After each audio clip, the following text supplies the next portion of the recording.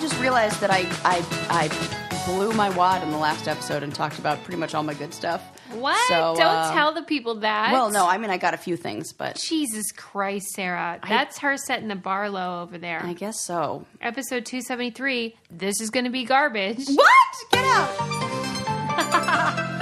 This just in, Sarah didn't do her homework. I mean, well, we'll see what we can do. Mm-hmm. We can make something out of nothing. I bet we can. I got a few things Sarah on the list. Sarah just, told me the best story and we weren't even recording. Mm-hmm. Want to tell them? Sure. Kill some air? Yeah, we were talking about our mutual love of Butterfingers and our disgust of anything stale Butterfingers. Yes. But in telling this story, it popped into my head that I went to a 4th of July party many years ago at the home of the gentleman who invented or came up with the slogan, "Don't lay a finger on my Butterfinger." Right. Or never lay your finger, whatever the heck it is. Yeah. Yeah. He made a pretty penny off of that. Oh, and so here's what I want to know. Yes. How did you know he did that? Because the daughter of the person told us. Because I was like, how the hell does somebody afford this house? It was huge. They had a live-in or person there who just did hair and makeup and nails. No way. I swear. That's crazy. They had a beautician on staff. Okay. And so, do you think clearly he made other slogans? Of course, I'm sure he did. That was the big one. Yeah, that was. But the daughter pitched it as after that he basically never had to work again. But wow. I'm sure he did. Okay, I don't understand the advertising community. Me neither. Let's say, what if this were all just some BS that she told me, and I would just be gullible enough to believe it? Right.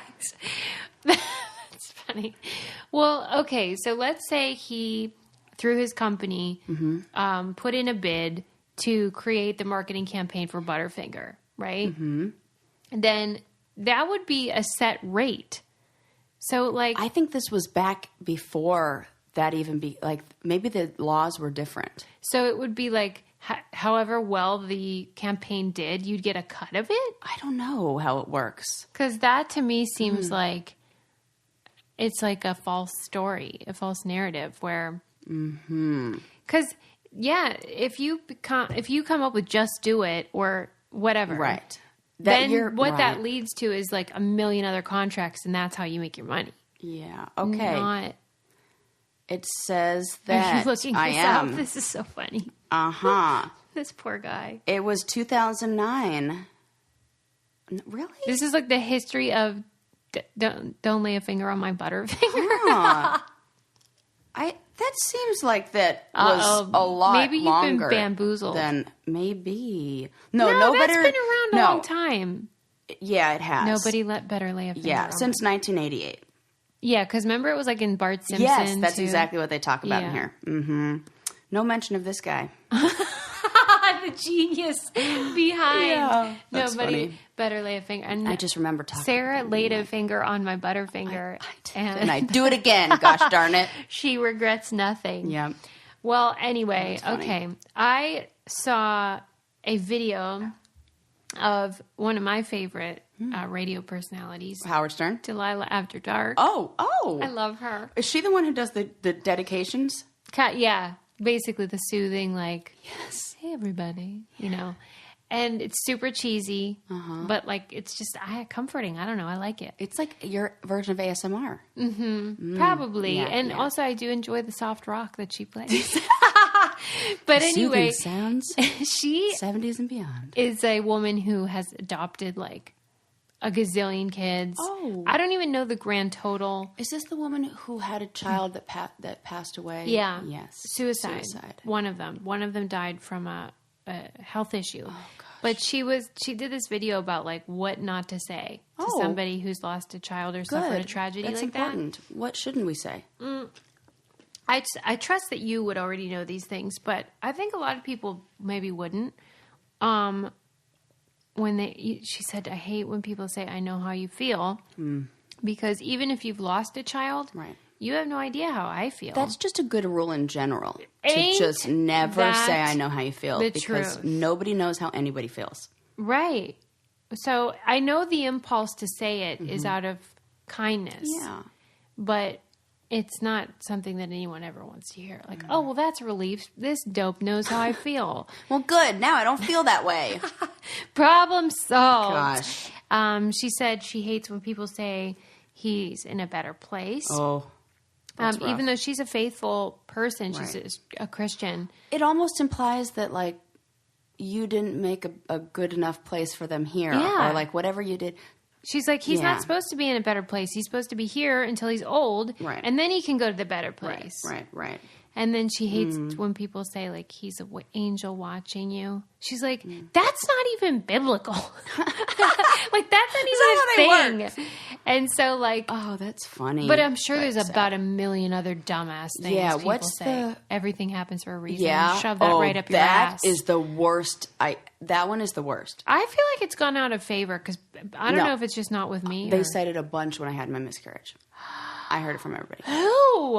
In person? Over the phone, they were people who were from a generation that was not ours. I think it's just simpletons that, like, they can't think of, so they have to be like, oh yeah, everything happens for a reason, so we don't have to talk about this And anymore. this individual, like, prefaced this with, I know this isn't maybe what you want to hear, but yes. Can you believe that one? Off the air, I'll tell you who did it. Okay, and did you say, you're right, I didn't want to hear that? We already knew, Land and I were in the car together when this happened, and we both were like, looked at each other because we like had already discussed how that was the worst thing that people said. It really is. You know? But everybody should know this by now.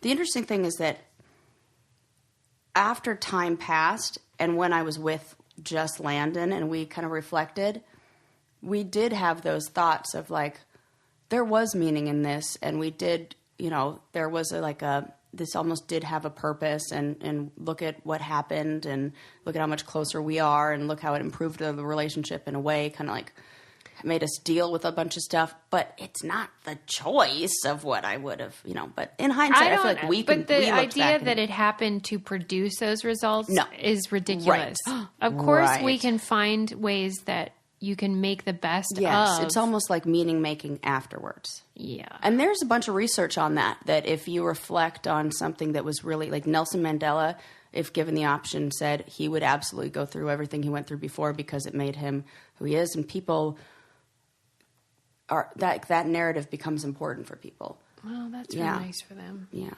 That narrative. Yeah, I'm not into it. I will say what I am into is lighting candles and getting cozy in my house.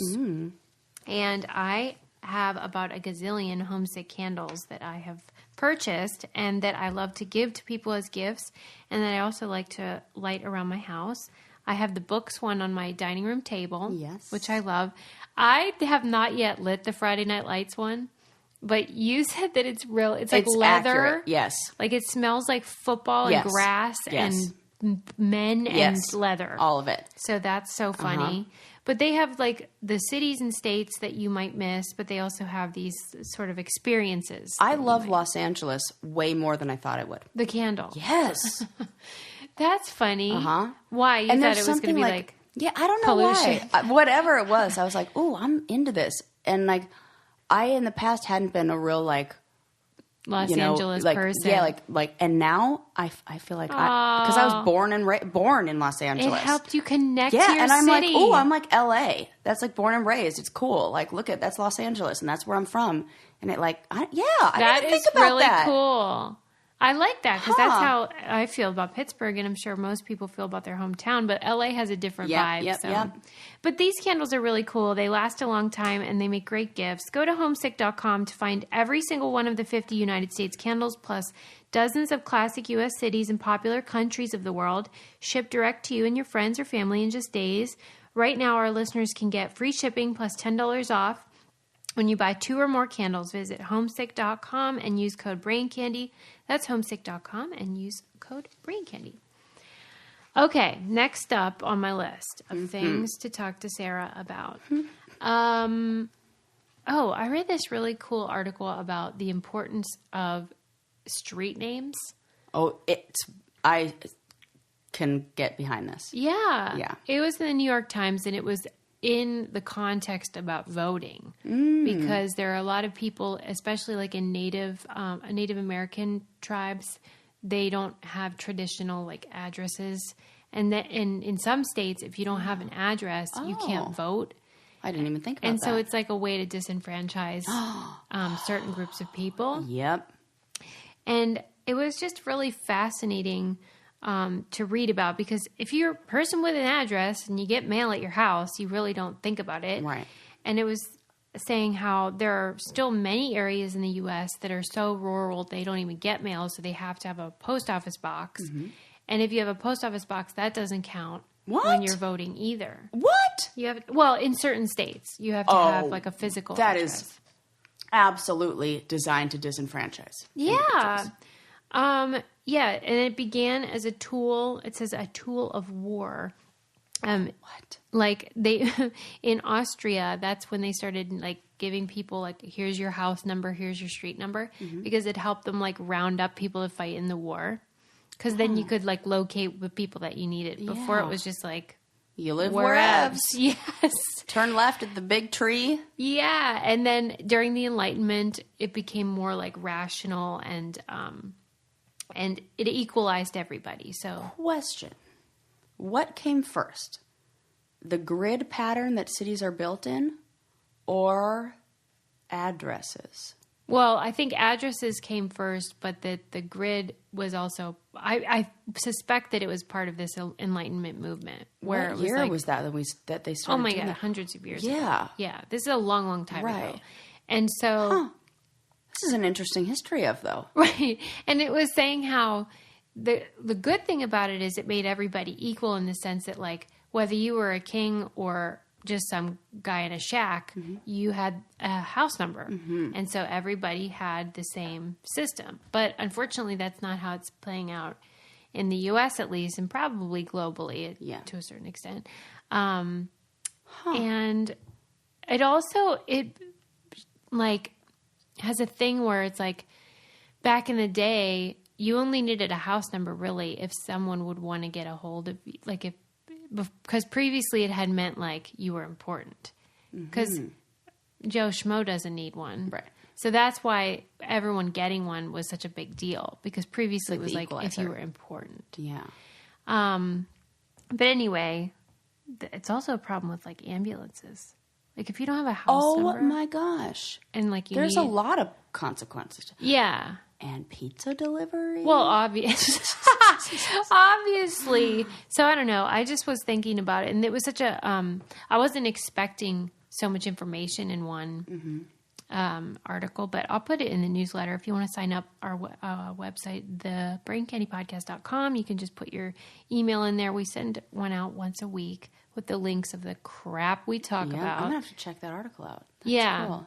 I'm not doing it justice, but it was food for thought. I live in a community that's fairly new. Yeah. And so the street names are also new. Right. And wait, what are? Oh, yeah. There's one intersection that's especially hilarious. Because? The street Antonio intersects with the street Banderas.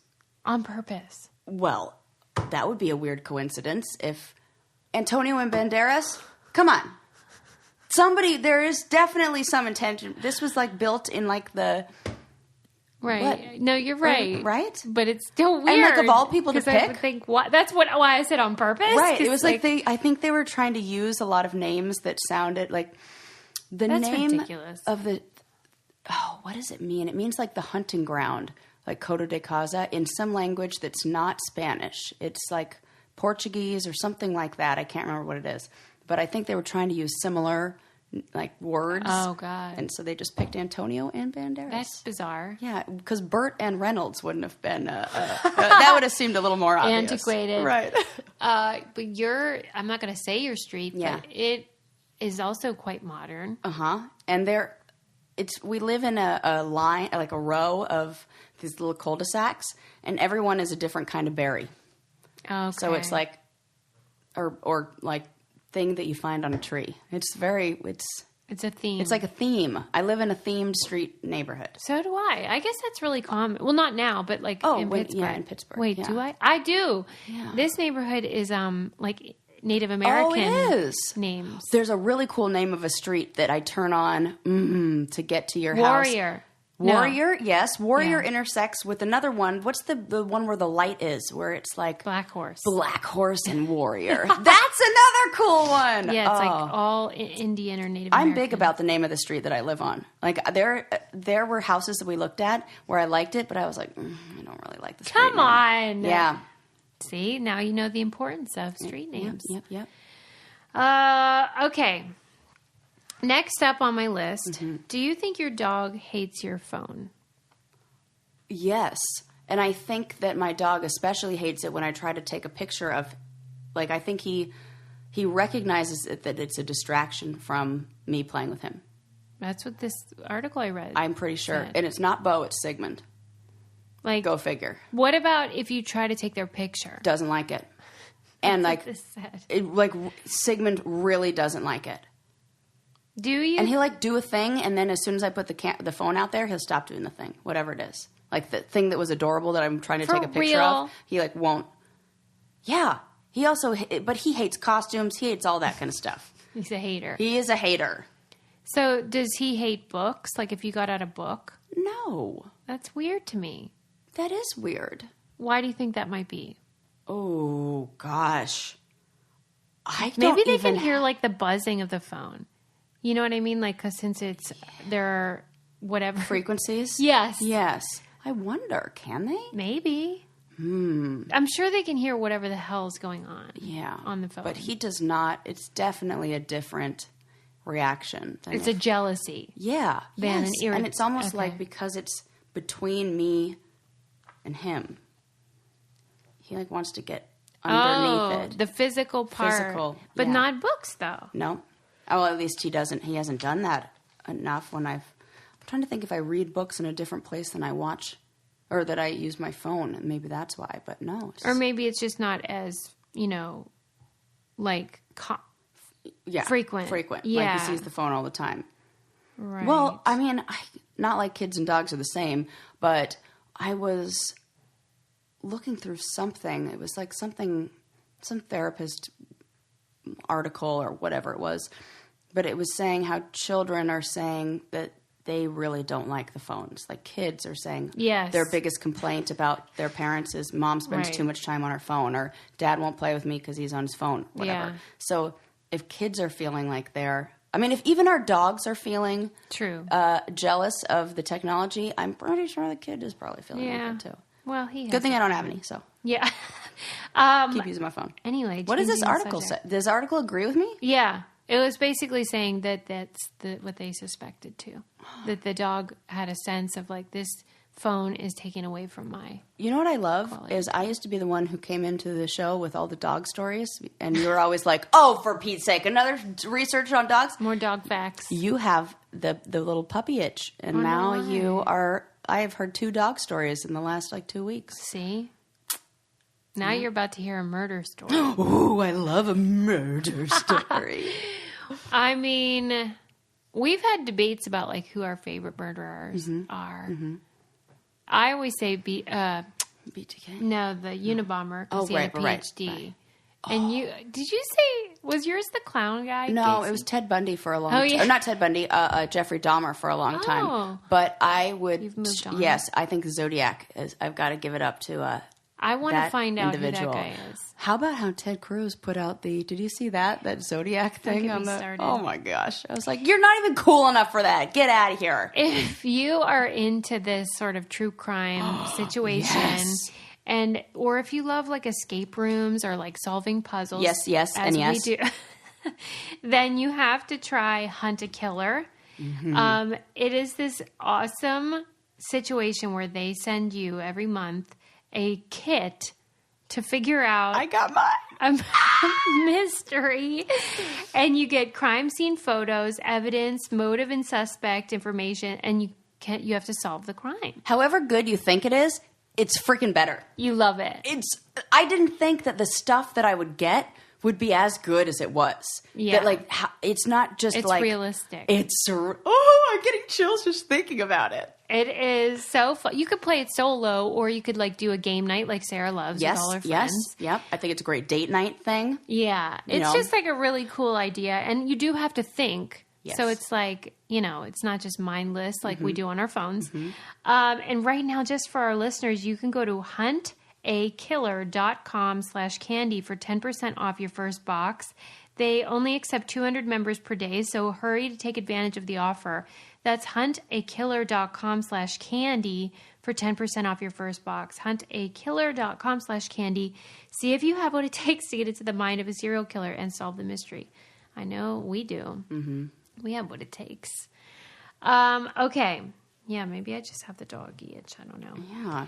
So I heard a series of facts, if you will. I guess they're sort of facts, useful advice that I was like, oh my God, I can't believe that I've heard 3 different things from 3 different people all on the same subject. But they were tricks to use, like how to measure things and count things by using your body parts. Okay. Do you know about the knuckles and the months? Nothing.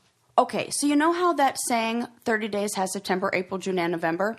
You can use your knuckles to do the same thing. So any time there's a knuckle is 31 days. Okay. So January, then the little indent is February, March, April, May, June, July, and then you tap on that one again, August, because that also has 31, and then you go back, and it always works. What?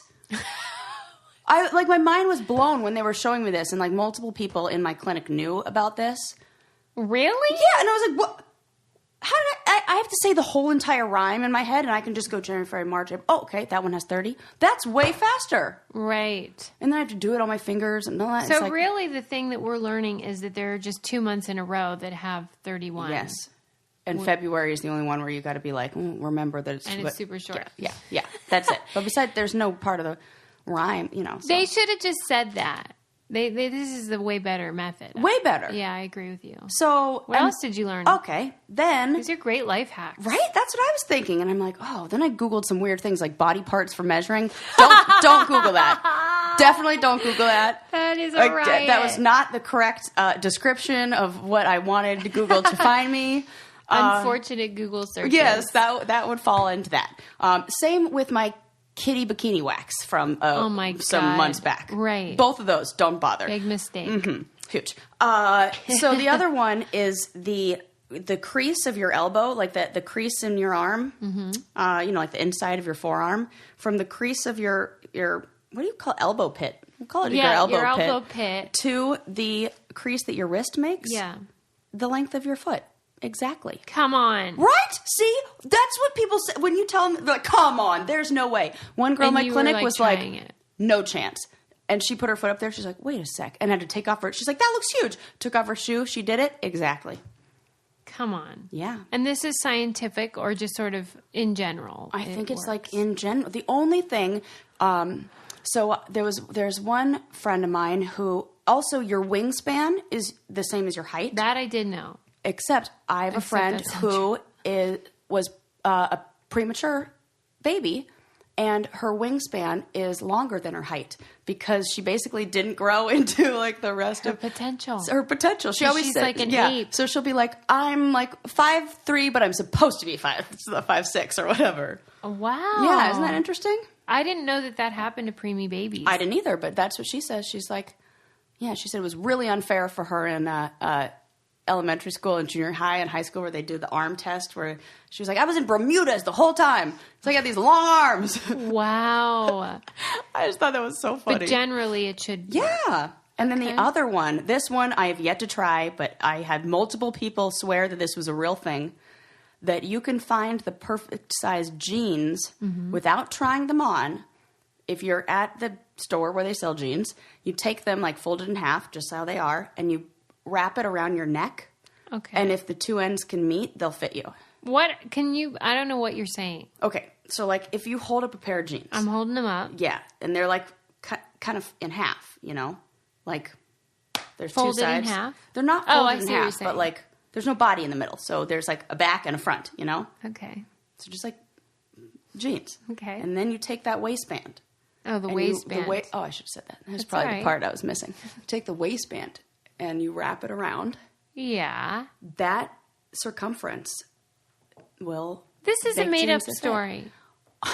Sarah, there is no... I'm telling... I saw it Your on the neck- life hack thing on Whose BuzzFeed. neck is the same size as their waist? Apparently everyone's, but it's like half the size. Oh, okay. Because it's not like the full. Oh. See how it is? I see. Okay. I got what you're you're with me. saying. So it's really like a quarter Of the circumference. Yes. Yeah, or however Half that math works. of the diameter Yes. Correct. is the length is of your circumference of Yes. your neck. Yeah. Weird. I know.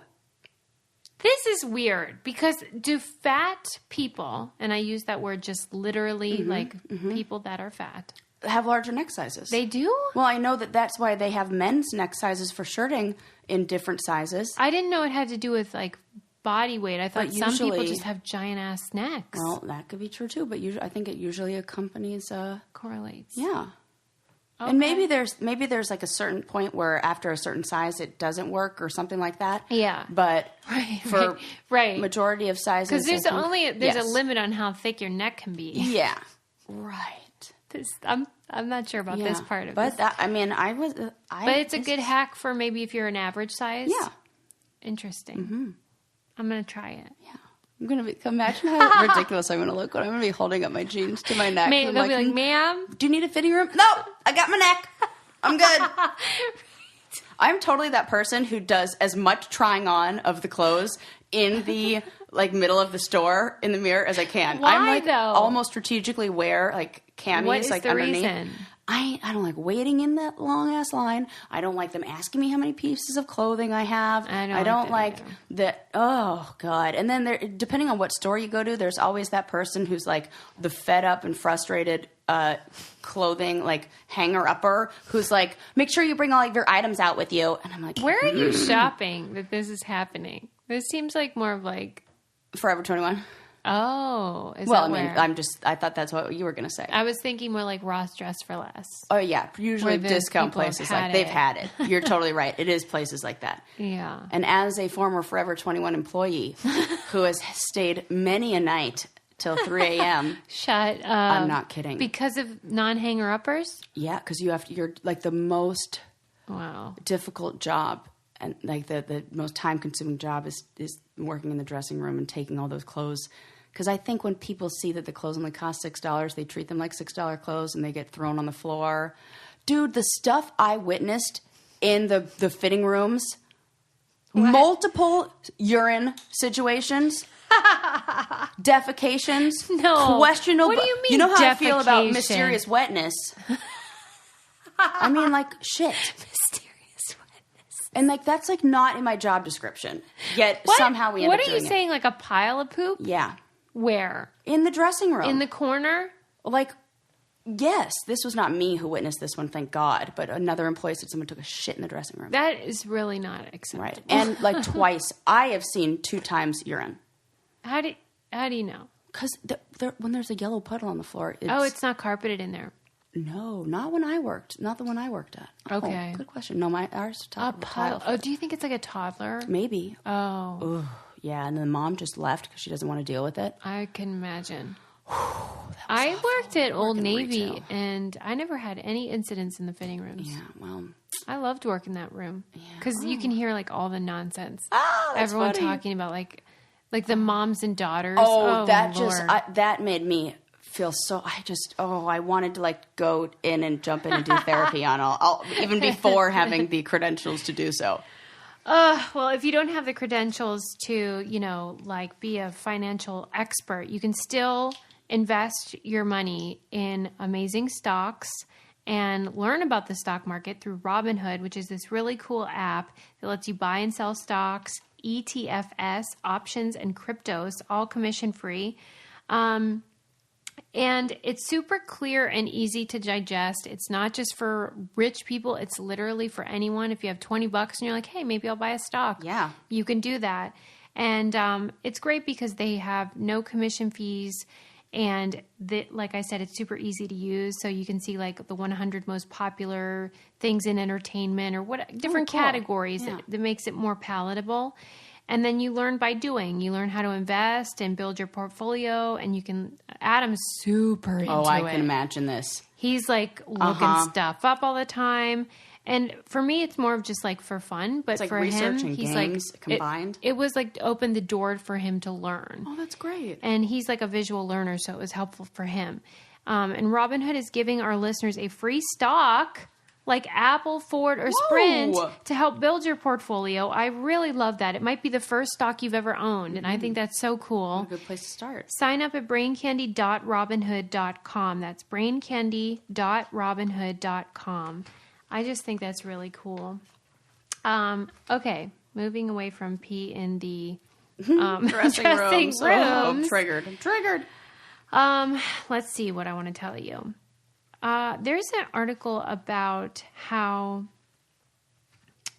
Okay, do you? I know you do actually. The language of couples. Oh, right? Because often when you're with somebody, especially for a while, you sort of get into this mode where you have shorthand for or code or pet names. It's like your own couple language. And it was an article talking about that phenomenon, but how it's often based upon the way our moms spoke to us. Huh. And even for the men? It just said our, so I'm assuming like each couple brings sort of maybe something into it that they learned, and that then the couple adapts to their own. I do notice that the way, so like the way that I talk to my dog when I'm being all cuddly with him is the same way my mom talked to me when I was a baby. Yeah, I get that. Yeah. Right, so you're using her parenting stuff as your parent, because it's, it's like dogs, kids, whatever. But you don't see it with Landon as much. Maybe his language came from him, though. Maybe if you asked him, he would know where some of the origins. He kind of does that with. Yeah, I got to ask like I wonder if certain words or phrases or things, coded language, was something maybe she did with him. I'm going to have to ask him. I like this. Yeah. What are some ones that you think of for you guys? Well, you know how we call each other bungle. Yes. And that is a reference to a show that Adam watched as a child, a Bungle Bear in England. I think it was like a cartoon, which I guess is indirectly connected to his mom because it is his childhood. But Sarah noticed this is what we do. Like, we have this thing where, like, if I'm done recording, when I go out into my house, I'm like, buck up! Yep. And now I do. And Lincoln does it when he gets home from school. And that's our, like, call. Who's here? It's like everyone accounted for. Buck up! And then they reply. Yes. That's weird, but it's what we do. Were you the one who told me about whistling when the person came home? Oh. And that's how were we talking about this? I did that with somebody I was with previously, but I don't know if we've ever talked about it. Tim Beggy used to do that. Oh, that is it. That's okay. That he would like have a whistle when he... Yeah, and it was helpful because when you were out, like, and you'd get lost in a crowd, he would do this particular whistle, and then I'd know where he was. I feel like my mom had something like that. What did she do? There was definitely a word. Oh my God, I hate that I don't remember it. Because when we would be out in a crowd. Huh. Well, she always calls you Bunny. Yes. But you don't call anybody Bunny. I don't. Okay. Maybe if I had a kid, I would call them Bunny, though. Yeah. That's such a cute name for a kid. Yeah. Pet name. Monkey is my go-to. For Landon? Like kids and like babies. I go for donkey. I really do. I think it's it's super funny. The Y ending. Yeah. It's like, you Yeah, you even could use bunny, whatever. monkey.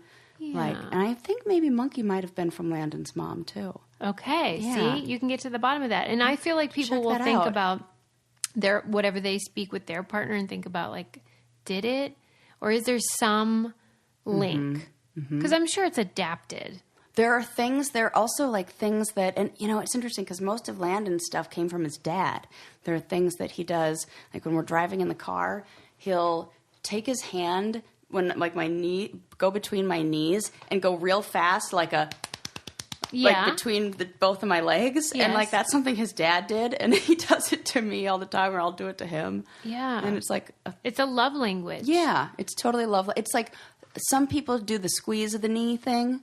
Yeah. Where it like makes you laugh. I don't love or that one. I don't either, because I'm super ticklish. Yeah. But the between the leg thing is real funny to me. My mom used to make up songs. I make up songs all the time. Oh, I do that. I Yeah. don't think my mom did that. Really? But, I don't think so. You just started doing My it? grandpa did. Oh, okay. That's And nice. for all we are going to the park. That's one of his best, greatest hits. A grandpa original. Mm-hmm. Yeah. He also used to say, I'll say like, how long do we get there? And he'll be like, we'll be home before you can say Jack Robinson. And then we would always say Jack Robinson. And he'd be like, got me again. But what's that from? No idea. I should Google Jack Robinson. Right. What's that a line from? Is You it should like see a if that Jackie line is Robinson, like a baseball term? Like, or what? Yeah, what is that from- line Yeah, like from? maybe he ran really fast. Who knows? Oh, good question. From third to home. Oh, and look at That has to be it. I love what you're doing. Like coming up with Susie's got a theory. Susie's got a theory. I do. Speaking of theories, Yeah. I was listening to one of our previous episodes in which we were discussing what I was going to be for Halloween and how I was going to be a witch. Yeah. And you asked me, "Are you going to be a green witch?" And I said, "Like, oh, are you going to be one of those green witches?" What did you mean by that? Wicked Witch of the West. Okay. Yeah. I took it as the actual term green witch, which means somebody who's like in touch with nature. And like a green witch is like somebody who like works with nature, does a lot of planting. And so as I was listening to this episode, it dawned on me that that is not the kind of green witch you were talking about. No. And you meant like green face witch. And I wonder if that was the origin of the Why she was stereotypical green face. Because somebody was like, oh, she's a green witch. And if you didn't know that like kind of culture, that like, I've never heard of that. oh, there are books there. It's like an actual term. And these are real witches. Yes. Like they practice witchcraft, but they're called green because they focus on nature. Yes. Wow. No. And that's probably what a lot of witches like, Is that what back you in the think day. you are now? Totally. So you are a green Yeah. witch. So when you said that, I was like, absolutely, that's what I am. So when And I I've asked heard you that, this did from- you say yes? Yes. Oh my God. And I was like, yes, you got it. You nailed it. Yeah, that day and every day. You nailed it. That's hilarious. So in my mind, I was like, I like had this like realization in the shower, like as many things come to me while I'm Yes. shampooing my hair. Yes. And I was like, wait a sec. Is that why we get like why the green face on witch is a thing? Now I'm going to have to look that up. That's interesting. And you know what? I tried to tell Landon that. He was not nearly as interested as you are right now. Why? He was just like, okay, maybe. Okay, maybe. Yeah. And I was like, I no. get that a But lot, like, did too. you see what? This is part of why I have almost given up on socializing because I have found people are not interested in talking about the things I want to talk about. Suze, you're preaching to the choir. Well, to your audience. Because I know. I was in school the other day, and one gal who I love to death, she was like, we were talking about something, and I was sharing like an article with her, and she's like, there's literally no one who loves learning more than you. Like, I've never met another human being who is this interested and like wants to look up this stuff on their free time. I don't get why though. I don't neither, get why that's because the I'm case. like, Susie's like that. Like, I've like collected people And our who are, audiences. Yes, That's they why are. when I meet them, then they often become my true friends Yeah. because I'm like, well, Yeah. we can talk about this stuff. and you're as interested, and yes, totally. Yes. I do not understand what most people are talking about. And maybe all the women in my and men too in my program are like at an 8. I just happen to be at a 10. So I mean, but why is it fulfilling though? Because I'll go out with like moms and stuff, and the things they want to talk about are so boring to me. Like I wonder what people talk. like they're mostly their kids, Yeah, and then dumb stuff like clothes or I don't want to talk about that. yeah. I'll talk about pop culture, but only if Yes. there's like a broader point. Right. that If we're doing talking it. about why 90s clothes have made a resurgence, I'm for it. But Right. yeah. Well, at any rate, I mean, maybe what they need is to just learn another language. That would be helpful. Then you can at least talk about the process of learning a language and how easy it is if you have the right programs. Right. Pimsleur is this really cool system that teaches you how to speak another language, but unlike its competitors, it's not a language game app. It's like not doing that matchy image thing or whatever. It's designed so you can learn by actually conversing and training your ears to understand native speakers, which is really kind of the whole point of learning a language. And a lot of people feel like they don't have the time, and I totally get that. But they have a system that gets you to reach an intermediate level of the language in just 30 days. And it's scientifically proven to work. The FBI use it, the Marines, the Homeland Security. It's just a great way to learn a language quickly. And I want people to try it. You don't have to take my word for it. Try a full Pimsleur course absolutely free for 7 days, risk-free. You don't have anything to lose by trying, but you have everything to gain: a new language, new perspective, a better understanding of other cultures. Listeners of Brain Candy should go to pimspeaks.com/braincandy. That's PIM speaks.com/braincandy. I also hear if you learn one language, it's easier to learn others. I know. Why, though? You just get in this... I think it's just like that part of your area. I know what it's called, like Broca's area in the brain. Broca? Yeah, BROCA. Oh. Where like language develops as adults. It's like a muscle. It develops in a different place when we're children.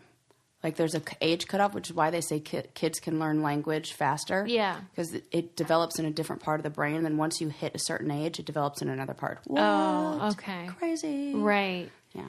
Well, I hope that that's true, because I have never been one that's felt comfortable with learning another language. Because I feel like English is my sort of like magical weapon. Yes, I see. So it is no fun to be without my magic. That's true. And that's probably why it maybe seems more, not challenging, but because like you have such a deep understanding of the English language that you would want that same thing, like the conversational, all that stuff in other languages all my tools are gone when I can't interesting. speak to somebody. I hate it. It's so disarming and like you've got your looks, your pretty face, and don't underestimate the importance of body language. I forgot about that. That's true. I should rely on those But things. what a horrible message that she was sending in that movie, that Ursula. Yeah, there's a lot of problems. Oh, speaking of which, I reminded myself, guess what the eels are named in? Right? And Flopsum. Chipsum. Right. What I was saying the other week. Right. When you were talking about that, I thought, why do I know those terms? And I listened to, the song came up on like the Halloween mix. Yeah. I listened to it probably 40 times in a row. And I was like, oh my God, they say that word. And I recognized it for the first time. I probably heard that song a million times. It registered. Yes, all of a sudden. And I was like, oh. Those words are weird, Yes. though. And also fun. And what great names for the eels in that movie. Right. Tip of the hat to you, Disney people. Yeah, somebody tweeted that to us. And I was really? like, oh, that's where I've heard that before. That's great. Yeah, you were nerdy about it, but it's actually a pop culture reference as well. I mean, I was like sort of nerdy since my information was like I was only so confident. Yeah, we don't have to put it into our pile of things we got wrong. Right, yet. not yet at least. I read an article, though, about how, you are often lamenting social media, especially Instagram. But there was an article that should give you hope, because it said that it is, what's the word? Oh, it's saved poetry. That's what it said. How Instagram saved poetry. Is it the captions? Basically, that by putting an image with the Word. poetry, Yeah. it allowed people to, enjoy it in a new way. And it allowed poets to make a living as influencers. Oh, which I'm getting is chills. super I cool. love this. Yeah. And the top This is selling great. poets now are all popular because they spread through Instagram. Huh. Isn't that cool? I love that. And I just, this morning, judged an elementary school art contest. No. True story. You went there? Yeah.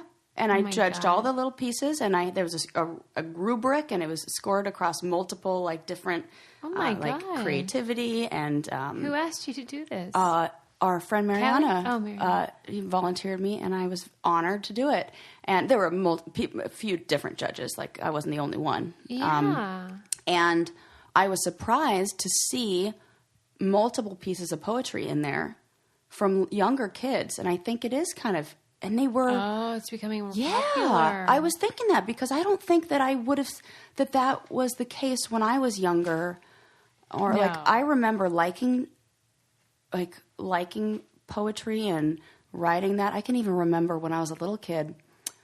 This memory stands out so strong in my head. I was at the top of this tree, climbing a tree, and there was I looked down below me and I saw something like either glitter or something like flash at the bottom of the tree. And so I climbed back down the tree and there was nothing there. And so I wrote this poem that said, "What you see from up above is bound to be below, but when you see it from below, it really isn't there." And I still remember. You're so deep. I was like in first grade, and I still remember every word to that. It's not even a poem. It's probably just like a little thing. Limerick? And it stuck with me because this memory was so strong, and like so it's. That's very cool. I don't know why I thought about that, but little kids writing poetry, and maybe it's like a new cool thing. Yeah, I don't have the right brain for it. I feel like I don't have that gift of even reading it with appreciation. But I so respect it and think it's really important as a part of literature. But it's so great that there's this silver lining of the abyss of social media and all the bad stuff. It's like, but poetry. It can help art. I'm even thinking of those wonderful images where it's like a picture of a scenery and there are words over it. Yeah.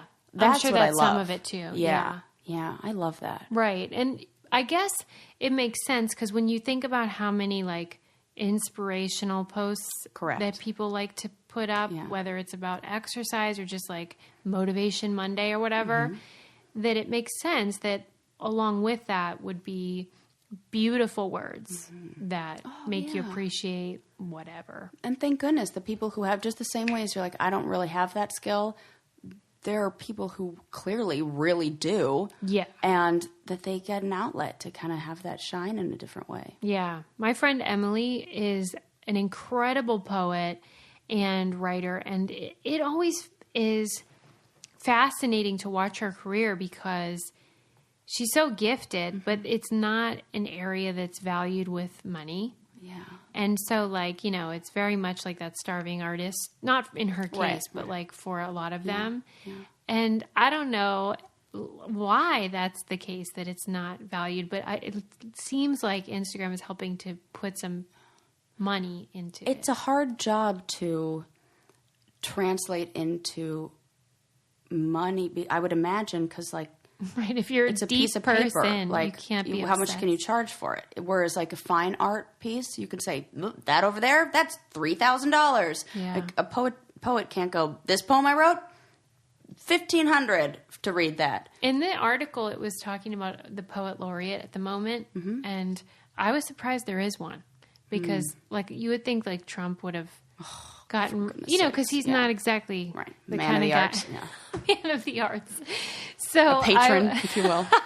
I thought, well, hey, I'm just glad there is somebody that's been what's commissioned to do that job still. Anyway, I thought you'd be happy because you're always down on the Insta. I do like that part of it, and I love me a haiku. What is that? 575. Oh, love it. Do you know one? I don't know. We can make one. Go ahead. Haikus for me. Fun. Haikus for you, not so much. Bring on the wordplay. There you go, 575. Why do you love that? I don't know. I just feel like I think it almost the same way. That was a terrible one, first of all. I don't say I didn't say it was good. It's off the top of my head. What am I supposed to do? I just try to take whatever was topical right now. Oh my God. But the same way a tweet limits the characters. So you have to come up with like, you as somebody who writes a lot of jokes on Twitter, you got to make them short, concise, get the point across, capture the audience and a feeling and the message in like limited characters. And I think there's something really cool about limiting the characters and capturing a feeling. Like real haiku is so beautiful. It's a lot of times about nature. I love it. I really do. Okay. I think that's part of what I don't have the gift. I had a text message chain, which you would have hated this. It was a group text with all of my camp people where I think everybody only answered in haikus. Come on. We like went through a phase where we're like, we're going to say everything we want to say, but in haiku form. And it's great. I don't even understand who irritates you anymore. Because well, shoe people, clearly. The people who offer me a size 6 and a size 9 and like, that's it. Shoe salespeople are the only people that annoy you. Yeah. I did read that people with debt are nicer, quantifiably nicer, more agreeable. What? And there was just this little article about how people with debt are more agreeable, and I was wondering why you think that might be. I have no clue. I mean, okay, so I always talk about as a server how the worst people are the Sunday church crowd. They're the worst tippers. Really? They're rude and entitled. Do they write those stupid things like on the menu, like whatever they write in the tip section of like probably, but pray more, God's watching you, or something like that? And well, they're usually families, and so kids are always harder because they make a huge mess of Cheerios everywhere on the floor, and you got to clean it up. But the best tippers and the most like best people to have in your section are smokers and like blue collar people. They tip really well. And so this fits in with that idea for me. It's like, if you've been through crap, which is what I think of when I think of debt, is like you're either in the middle of or have gone through something, then you're probably more empathetic towards others and considerate. But this is just a theory. I have no evidence for that. I have no idea either. Do you think, in your experience, that that's accurate? Maybe you don't know who has debt. Well, I don't. Because it's not always who you think. Yeah, and I had to make a point of being a better tipper, but it was related to me not having. I related that to me never having worked in the service industry. Yeah. Because I'm also the person who always hangs up their clothes and refolds all shirts because I worked in retail. Yeah. So it's like that's where I remember really when respectful. You didn't tip Uber drivers and I was like, Sarah. I know. But that's all right. Live and learn. I know. And now I've learned and now I'm a better tipper. But you're saying you never had to rely on tips. So no. Yeah. Yeah. I mean, that's fine. But I wonder where that... I can't even imagine. Maybe it's... I love that you're baffled. Yeah. But I can't even think of a people theory. With debt aren't always low income. Right. No, not at all. So it's not like a class thing. Right. It's just... I don't know. Is it more like somebody who... Is it almost like a hoarding money thing where you're like, I've got it. I don't want to slip into that. I definitely think that happens with people with money. They don't ever want to go back to not. Right. Or they don't ever want to be in the position. So I've noticed that so much that the most generous people I know aren't the richest. The people who were the most demanding of like making exceptions to return policies and those kind of things were always the women who, in my experience from where I worked, the ones who had a lot of money and who... Oh. Yeah. Really? Yeah, they were the ones who were really fighting for those coupons more than... Oh, I see what you're saying. The people, it almost became like a sport for them. Ew. Versus like somebody... That kind of grosses me. Yeah. And I even compare my aunt and my mom, and my aunt is a really good saver, and my mom is a free spirit. And my mom was like, whatevs, buy that Prada bag. And my aunt was the one who was like going through the Ross, right? Like, or Marshall's, you know, bargains. I learned bargain shopping from the aunt. I'll tell you what is a great bargain is BioClarity. Definitely a deal. It's a 3-step skincare routine. And compared to the competitors that are so expensive, oh God, BioClarity is awesome because it's affordable, but it is also effective and it's not irritating to your skin. I use the Clear Skin routine and the pore purifying mask because I have problem skin and I'm sick of it. So I do this every day without fail. And it has done wonders for my skin. And I'm so thankful because it's so embarrassing when you have bad skin. I kind of forgot that skin stuff was even an issue that either you or I had when we first started this. Yes. In fact, wow. Right. And it was I haven't even big thought about issue. Yeah. And it is not anymore. Wow, that's and great. You should get started on healthier habits too with your skincare. Just go to bioclarity.com. Our listeners will get the first month for 50% off a routine, plus shipping is free. And it comes with 100% risk-free money-back guarantee, but you need to enter our code BRAINCANDY. That's bioclarity.com and enter my code BRAINCANDY. What's happening, Richard? I'm pulling a sticker off the bottom of my shoe, and it was way louder than I thought it would be. But like, what? It weirdly didn't sound like a sticker. Right? It made a weird noise for me, too, and I was like, well, that was fun. Oh, you know what my secret most favorite thing in the whole entire world is? That's like the oddest thing, but I got to do it the other day, and it brought me so much joy. You'll never guess in a million years. Okay, what? Okay, so you know when you buy like electronics, or sometimes they're on refrigerators or appliance, and there's a really thin sheet of plastic that covers it to prevent scratching? Oh, when you get to pull one of those off. That is good time. Dude, why does that feel so good? And also, when you didn't even know that it was on there. Like, I've owned my car for 2+ years and just found a section on the radio that did that. You would have think I won the lottery. Yeah. I was like, oh, here we go. Yeah, that is so satisfying. It is. That clear plastic picture frames at IKEA have it. I love peeling that stuff off. Yes. I wish more people would use that. The worst is like, you know when they put something on, then it leaves a freaking gum That's awful. residue. Yes. I hate that. Those things never do that. And they're never. And there's definitely been improvements in sticky stuff to where that is not necessary anymore to have that stupid residue on there. Screw that. Like, you just ruined that whatever you got to pull it off and then, I agree with you on that one. That is very satisfying. I feel you. That's like the opposite of pet peeves. Yes, it's a high time we talked about things that we actually that we love for a change. What else does that for me? Did you know that 64% of people claim to be in a happy marriage? That surprised the heck out of me because I know very few people whose marriages I would want. 64%? I believe that. Why? You see a lot of happy people? Yeah, I think that, well, we were just discussing this the other night in my life cycles class for school, that when it comes to marriages, there's really no in-between. It's usually really good or really bad at the time. There's no, but it changes. So, like, you know, if I'm going through something with my husband, you asked me 6 months ago, I would say, it's bad. It's a bad marriage. And then you ask me right now, I'm like, oh, it's so good. It's a great marriage. So I think that there's more of like a... Okay. Whoa. We just had a technical problem. Yeah. We're back. We ran out of tape. We talked too much. We ran out of tape. That's a good way to put it since it's like an SD card. Right. But that is essentially what happened. They were like, that's enough talking. We've heard enough out of you two on this card. I can't handle anymore.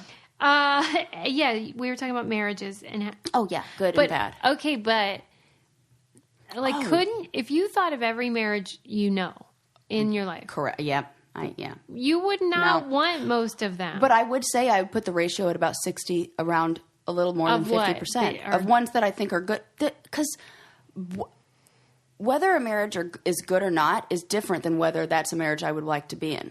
Yes, there are marriages that are really good, but I don't want to be married to that, or I don't want to be in that. I want it to look like that. Well, the funny thing is this statistic that I'm sharing was actually in the article from something that was trending recently about how women who've had a lot of sexual partners are less happy in their marriages. So that women with a lot of partners, they are happy 57% of the time versus the 64% that I shared earlier. Yeah. And so you sampled a lot of flavors of ice cream and you don't like being stuck with mint chip for forever. That's for women with, I don't know how many partners. I think it was like I don't know. I don't even want I to guess. can't wait for whatever number you guess. I know I'm thought going to it was blow it out of the maybe, like- ballpark. So I have no regrets. Like I said, on your deathbed. Wait, have you ever revealed your number? Not on the air, but I mean, like to me. I don't think I know so. your number. Yeah. Nor, to go nor back. do you need to share. Yeah. And plus, I never kept track of that. It was like, just freaking, That's when you know just it's do a it. lot of Just like, deep dicking. Or, you know, are we I was including selective. women or what oh, in that number? Or were you just talking about men only? no, women too. Okay. Yeah, so this headline made a big ruckus that, women that have had lots of sex Oh, are... for goodness But sakes. it's only a small difference, in my opinion, between 64 and 57%. Yeah, that's small. And I'm more interested in the why. Like, is it that women who've had lots of sex are less happy anyway? Are they just people who like to mix it up or have, Yeah, maybe they just enjoy Yeah. lots of variety.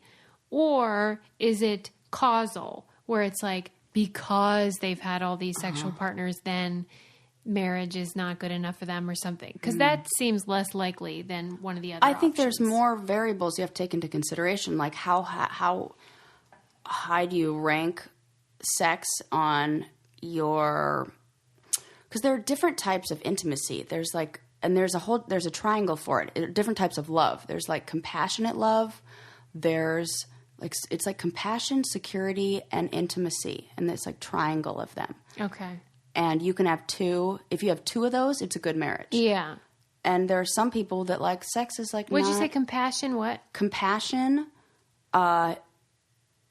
intimacy, and commitment. Oh, okay. So you can have like compassion and commitment, but not have a lot of sex, and it's a great marriage. You can have, compassion and intimacy, but not a lot of commitment, and that still, for some, is a good marriage. But the best ones are when you have a balance of all three. Right. Yeah. Well, at any rate, I encourage women to bang whoever they want to bang. Same. But science says maybe. For that extra 4%, just what else? That's how you decide who you want to be with anyway. I say like, Well, yeah, Kick like I that said, to me, statistic to the the thing can. that's interesting is more about what's going on that made them have lots of partners. there's a lot there, because I know for me, my sexual promiscuity was I don't even like that linked- word. Right, me neither. Activity. At the time, I will use that word because of the intention behind it. It was like for validation, and I felt like because I was a victim of survivor of sexual abuse, that a lot of my worth and my value was tied up in what I can give somebody sexually. Totally. So I was doing the only thing I knew how to do. And until I really like unpacked that and got to the bottom of like why I did that, then I started to have healthier sex, safer sex, be more selective with my partners, because I valued myself more and in a different way, and for other things that I brought to the table besides just sex.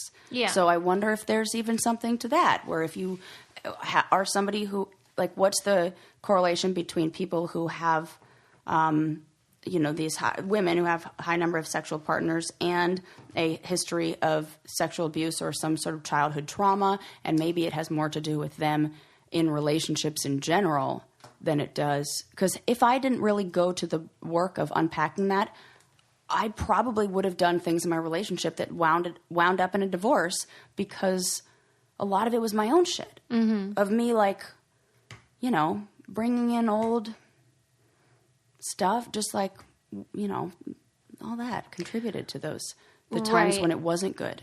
I also wonder, and I suspect that over time, whatever difference there is will go down, because people are having more partners because they're marrying later. Yeah. It's just a And cultural thing. there are rather open than- marriages sometimes where Yeah. people are like, they're swingers, whatevs. That's happening all the time. Right. Probably So- more than we think, too.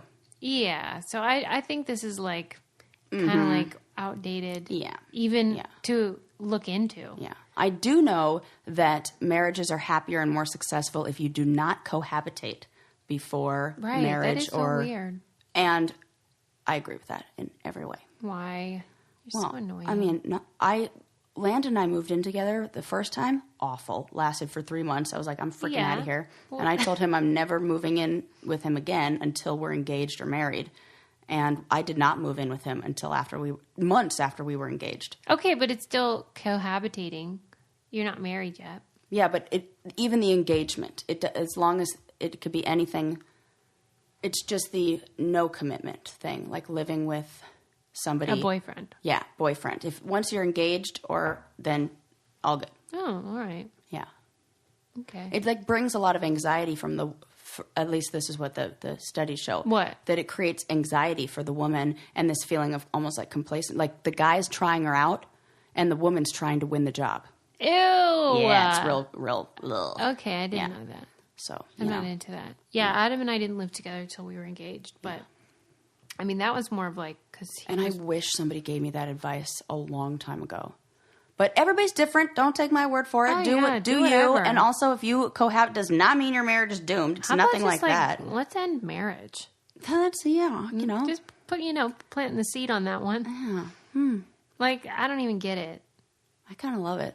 I love it personally, but I do not love the government involved. It makes no sense. Yeah, that is weird. How my family is organized has nothing to do with anybody. I guess I'm like a libertarian in that you way. are in very many ways. Back off, big brother. You heard it here.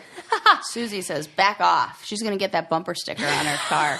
Yosemite Sam. Yeah, right? And mud flaps with the little ladies on them. Can you imagine? I should just... I'm getting you those for Christmas. I know what you're getting. That's hilarious. We actually are leaving now because we have to go do a Q&A for our patreon.com/braincandy. Whoa! And who knows? We know there will be wine, but we don't know anything else. Yeah. And if you'd like That's to all join we really us, need to know. Just sign up. $5 a month. What the heck?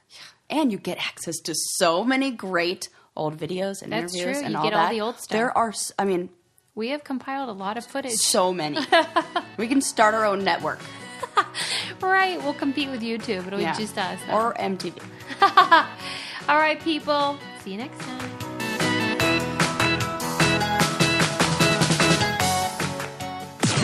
This podcast is brought to you by Wave Podcast Network.